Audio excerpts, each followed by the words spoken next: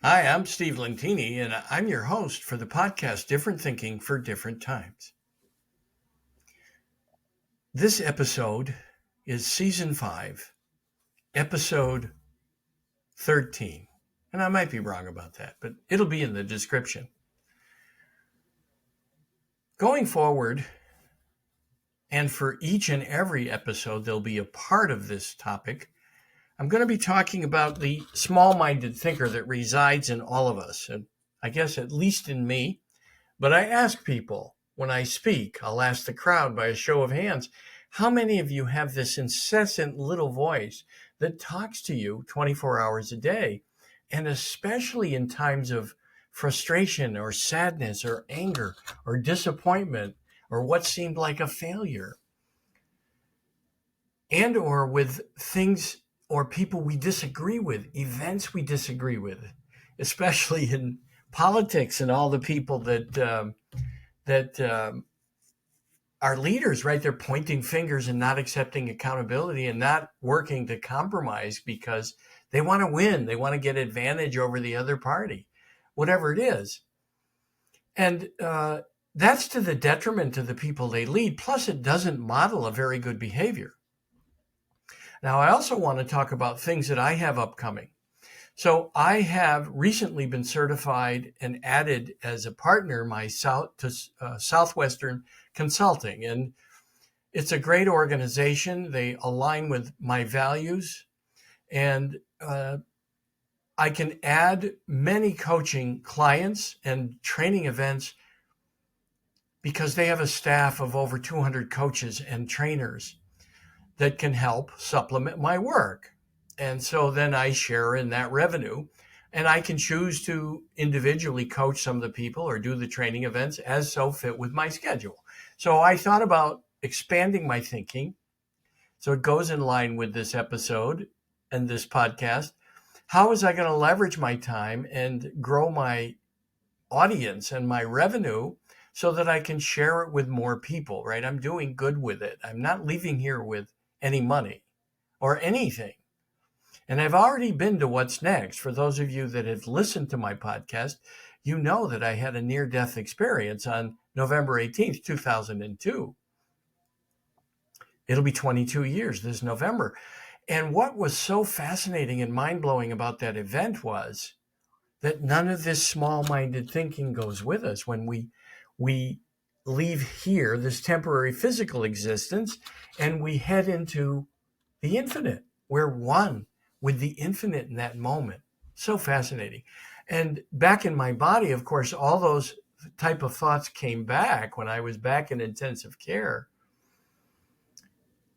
And I realized that's my work and our work to overcome all small-minded thinking. That any place that we have a small-minded thought, we're judging others, we're angry, we're sad, we're frustrated, it's not what the creator or the infinite experiences. And that's what we're here to learn, to overcome all our prejudices, our judgments, our anger, our frustration. And the key is, it's life itself. It's the infinite. It's God. It's the divine, the goddess, whatever you call it, because faith is a wonderful thing. Knocking on your door, wanting you to grow. There's a gift in it. But we'll talk more about that. So I've joined Southwestern Consulting. I've added that certification for training and coaching, and it just helps me expand the number of people I can coach and the number of people who can be coached. And it's a gift. The more people that I can help impact to stretch their thinking and grow in their life, and to grow by helping more others, by doing good, as I've talked about in this podcast. The good we do is etched onto the fabric of time. It was the only thing in my life review, every life I had touched. The other thing I'm doing is I'm certified for positive intelligence. It's called PQ, the positive quotient. So that is work by Shirzad Chamine about the acorn brain. Fascinatingly enough, he takes it to another level. He calls them the saboteurs, and he calls the acorn brain the judge. That's the master saboteur. And he breaks down 9 saboteurs that activate our judge. And I took his initial program as a grant. It was free. I took the 6-week program and decided from there to invest in the certification so that I can help more people with his methodology. It's wonderful. Overcome small-minded thinking by recognizing what triggers you. And we've talked a little bit about that in previous episodes. Self-observation, noticing what triggers you. But Shirzad takes it to another level by explaining some of the 9 saboteurs and how to interrupt that voice and go into sage mode, the authentic mode, the mode that's available for all of us when we stretch from small-minded thinking to limitless thinking. So if you have questions about either program, Southwestern Consulting, about coaching or training, or having me speak about this topic and what I learned from my near-death experience and how we can take that lesson, at least in my experience, you can test it for yourself and prove it to yourself that we can stretch so far beyond what we think to be true. And so if you have an interest in the PQ program, there's a free assessment you can take. Reach out to me by email. And I have a certain number of seats every month that I can offer group discounts or for nonprofits, or I add it into my coaching and I can include it if it's something you want me to do. And reach out to me by email, steve@stevelentini.com, steve@stevelentini.com. Okay, so for today's episode, small-minded thinking is something that I'm still working on. I confess that little acorn brain, which, by the way, resides in the amygdala, it goes back to our early ancestors. It's learned flight or fight, fear, freeze. These were all the automatic responses when cavemen and early ancestors were in situations where they needed to survive. And so what's fascinating about it, researchers today, neuro researchers, and Shirzad Chamine in his research, have determined that up until the age of 35, we memorize every single one of our emotional reactions to people, places, or things. And especially when we're angry or frustrated or sad, or we make ourselves less than others because of a failing, some place that we didn't hit the mark. We missed the mark according to our mind. And instead of embracing them as gifts, the subconscious stores them. And when you face similar situations, the subconscious says, let's suppose that you run into someone who reminds you of someone that irritates you all the time and makes you angry. You're choosing to get angry, by the way, but your subconscious says silently, we know how you react to this type of person. You give them a piece of your mind. You tell them off. You're right. They're wrong. And it's much like driving. So when you first learn to drive, you were nervous, or anything new. Think about anything new. Let's say you were going to be an actor and you got on stage for the first time. You're nervous, maybe even during rehearsals, because you don't want to feel like you're fumbling around all these people who are so-called expert actors. And you're embarrassed and you get humbled. And maybe you're with the driving instructor and you're nervous, but eventually you're driving. And at least for me, I've been going down the highway now for years. I'm going to be 72 this year, but there's times where I notice, wait, who's been driving the last 3 or 4 miles or 5 miles? Because I kept my distance. I recognized my exit. I maintained the speed limit, but my mind was also somewhere else at the same time. The subconscious takes over. And if you don't question all of those events that led to the subconscious programming you, you default to those programs automatically.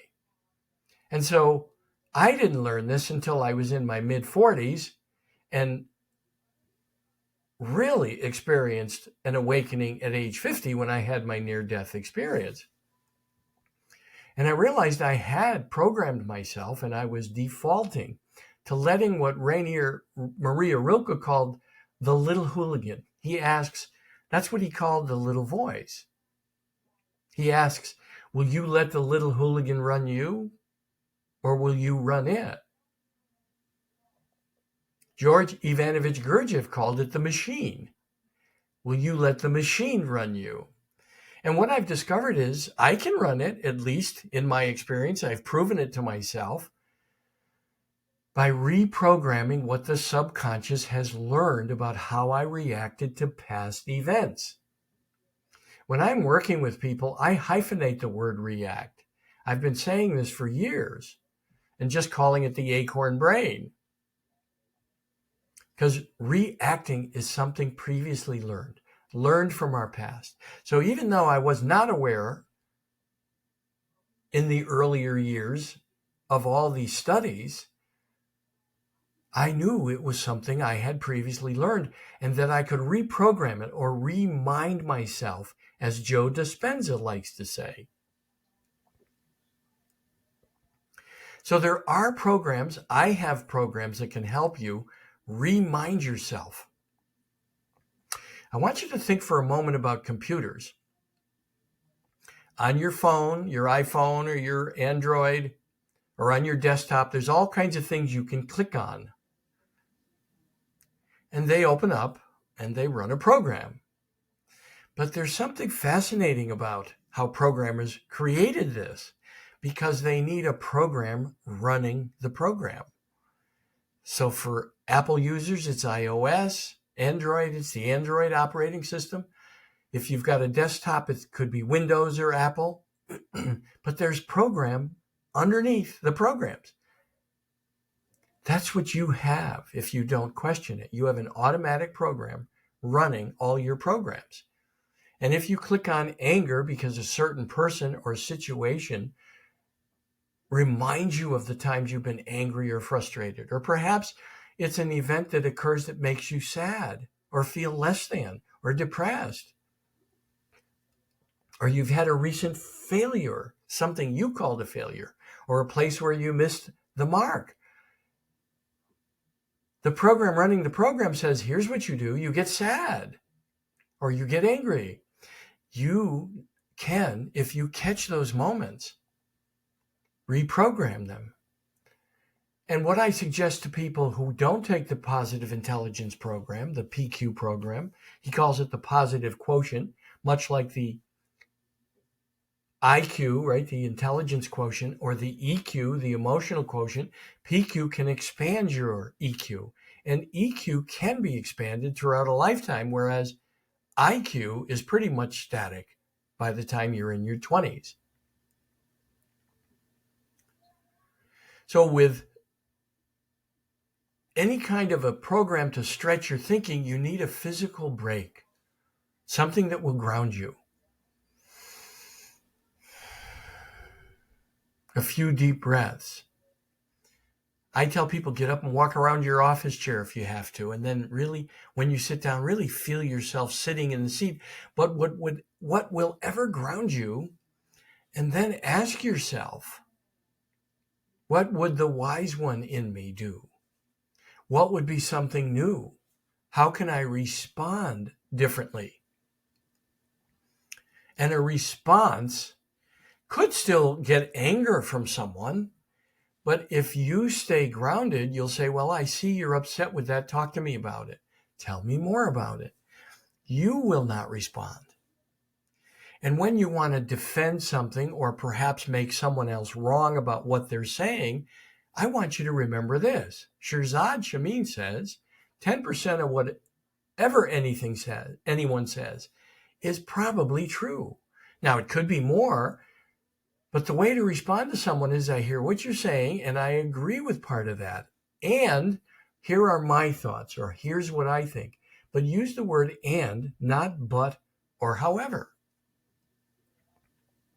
So these podcasts going forward will give you practical tips and advice and stories from others that are in my upcoming book, some of them In Plain Sight. Learn to see what most people miss and embrace life as it is. Life is your friend. And all the events that have bothered you or what you felt humiliated you, humbled you, knocked you down, they were life trying to wake you up to stretch your thinking. But you have to prove this to yourself. I mean, after all, I wrote the book, You Might Be Full of Shit If. You can see it over my left corner, my left shoulder.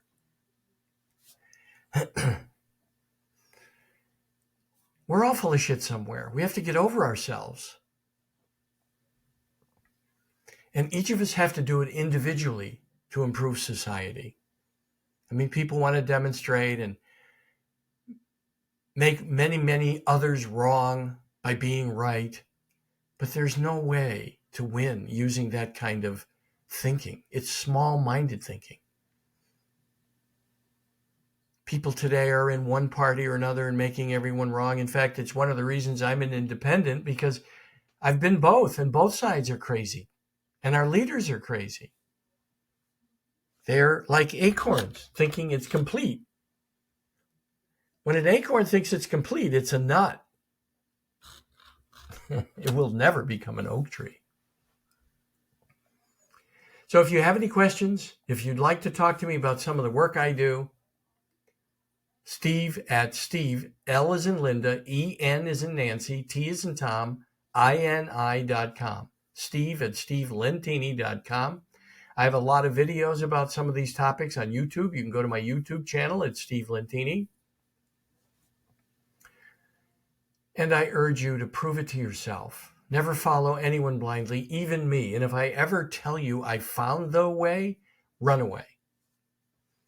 And I have some fascinating guests that are have been on my podcast and upcoming. You're going to find Kimberly Quinn next week and Robin Grazia Day upcoming sometime probably in February or March. So tune into the podcast. These are here to help others, pouring into others. My job since that day on November 18th, 2002, is to help people overcome that little voice, that incessant little voice, that small-minded thinker. Because if you think the infinite thinks like you, that's a place to start stretching. The God, the goddess, the divine, the Brahma, the Buddha, the Muhammad, the Christ, they all came to help us expand our thinking and to move beyond small-minded thinking. And the infinite does not think like us at all. And when I have guests, and you are welcome to come on as a guest and challenge me, remember, I might just ask you, does that sound like small-minded thinking? It's not the energy that created an infinite universe, the miracle we live in. Thank you.